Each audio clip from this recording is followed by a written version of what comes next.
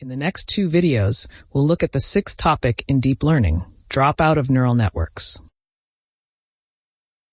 In the previous series, we looked at how regularization prevents overfitting of neural networks. Dropout is also an algorithm to prevent overfitting of neural networks. In the next two videos, we will look at what dropout is and how it prevents overfitting. This video is part 1, and we'll look at overview of dropout and zero-out step. This video was produced in Korean and translated into English. My voice is AI-generated, text-to-speech.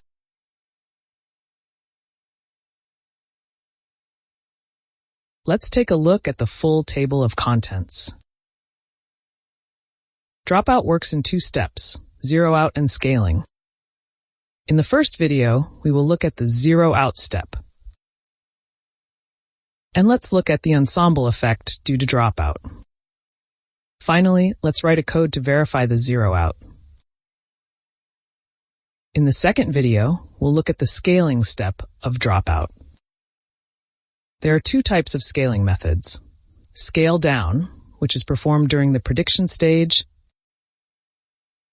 and scale up, which is performed during the training stage. And let's write a code to verify the scale up. Finally, let's use Keris's dropout to see if overfitting is actually prevented.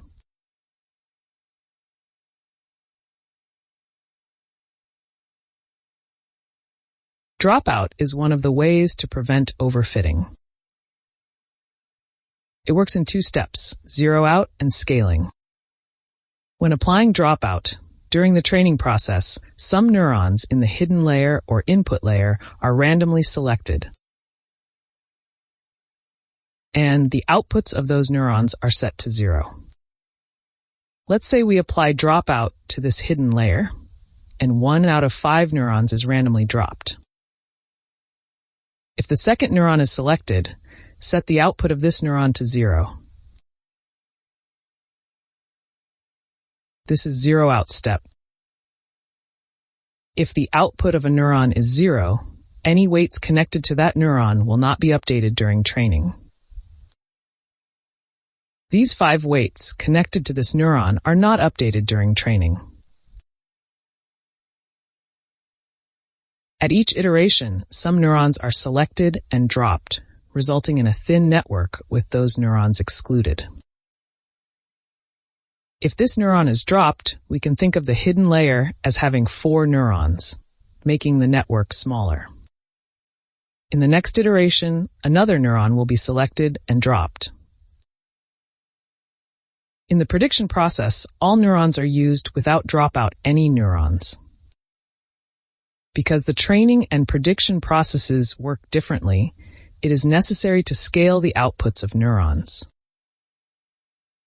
During the training process, we can make the outputs of neurons that were not selected larger, or we can make the weights smaller during the prediction process. The former is called the scale-up method, and the latter is called the scale-down method.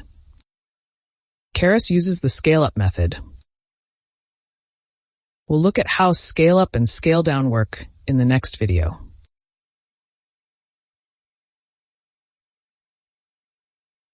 During the training process, it is similar to multiple small networks being trained independently. And during the prediction process, it is similar to the multiple small networks being combined into a single large network.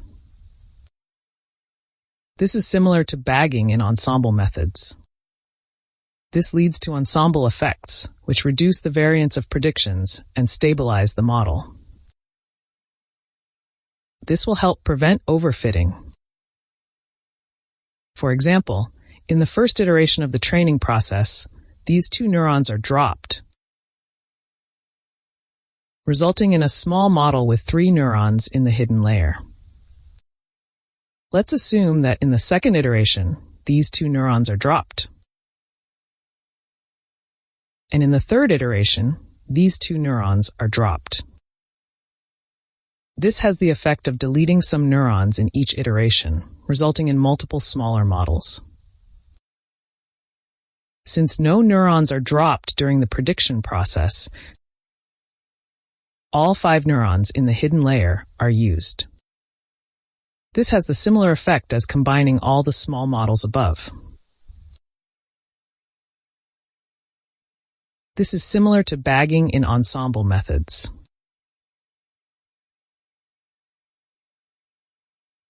Next, let's look at the paper on Dropout.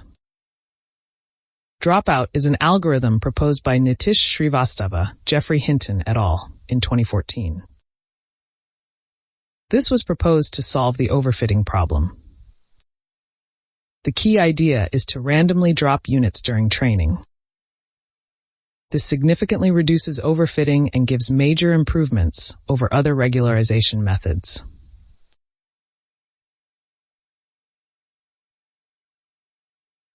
If you set the outputs of dropped neurons to 0, the weights connected to those neurons will not be updated.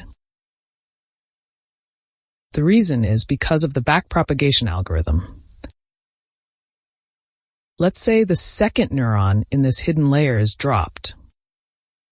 The output of this neuron x2 becomes 0. Then the 5 red weights connected to this neuron are not updated during training. Let's use the error backpropagation algorithm to see why. Let's just consider the single yellow path. This neuron receives x1 as input, has the weight w1 and the bias b1. z1 is x1 times w1 plus b1. The output of this neuron is x2, which is f1 of z1. Here, f1 is the activation function of this hidden layer. The output neuron receives x2, has weight w2 and bias b2. z2 is x2 times w2 plus b2. The output of this neuron is y hat, which is f2 of z2. Here, f2 is the activation function of the output layer. We will use the mean squared error loss function like this. w2 will be updated like this by gradient descent.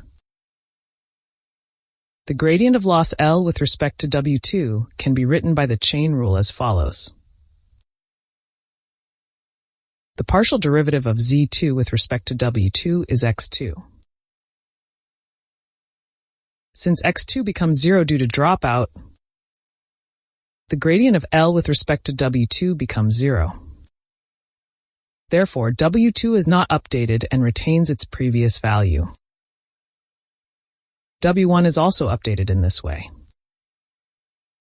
The gradient of loss L with respect to W1 can be written by the chain rule as follows. Here X2 is 0, so this part becomes 0. This is because X2 is always 0 even if Z1 changes. Therefore, W1 is also not updated and retains its previous value. In this way, when the output of a neuron becomes 0 due to dropout, the weights connected to that neuron are not updated. Other weights, marked with red dotted lines, are also not updated for the same reason.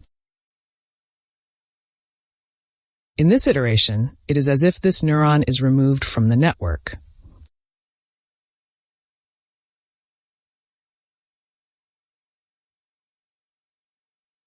Now, let's verify experimentally that the weights connected to this neuron are not updated due to the 0 out of the dropout.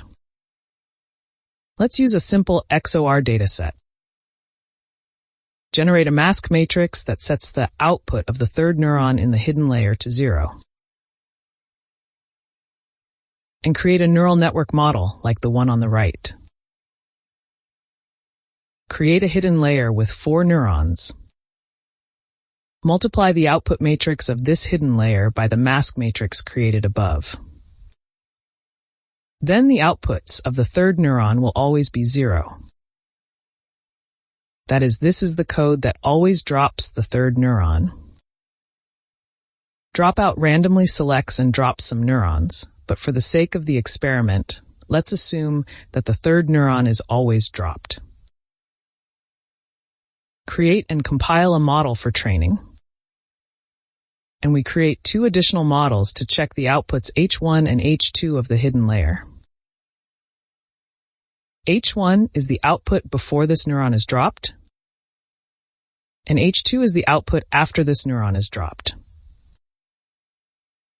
Now let's check the weights W1 of the hidden layer and W2 of the output layer.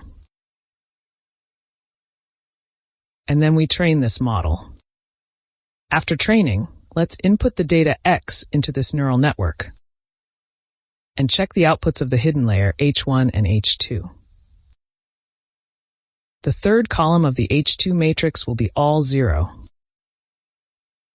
After training, let's check the weight W1 of the hidden layer and the weight W2 of the output layer. And let's compare them with the weights before training. The weights of the red dotted line will not be updated, so they will be the same as before training.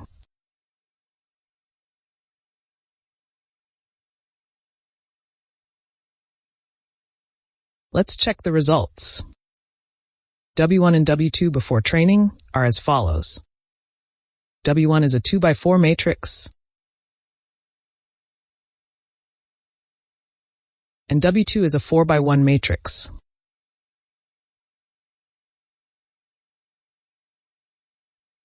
These are the initial values.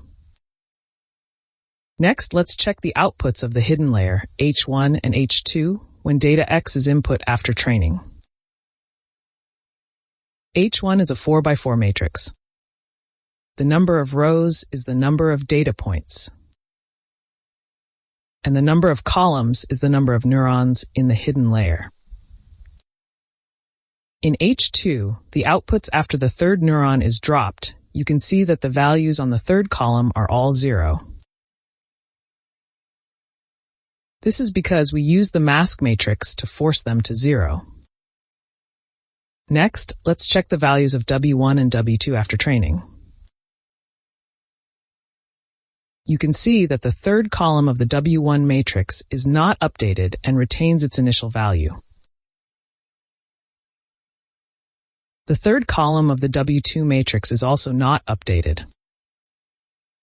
You can experimentally verify that if you set the output of a neuron to 0 like this, any weights connected to that neuron will not be updated.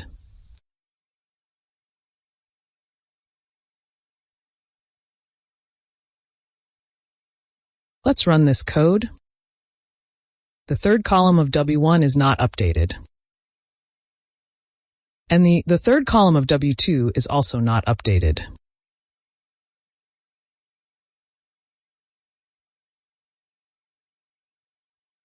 So far, we have looked at the zero-out step of dropout. In the next video, we will look at the second step of dropout, the scale down or scale up.